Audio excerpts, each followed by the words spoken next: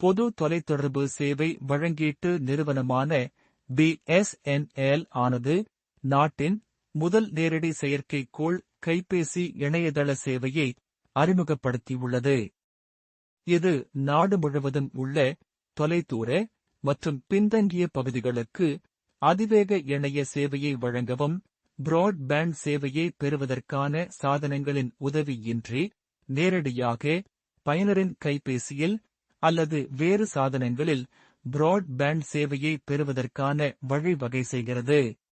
130 ஆண்டு கால வரலாற்றில் இந்தியா முதல் முறையாக சர்வதேச கூட்டுறவு கூட்டணியின் மாநாட்டை நவம்பர் 25ஆம் தேதியில் இருந்து நடத்தி வருகிறது.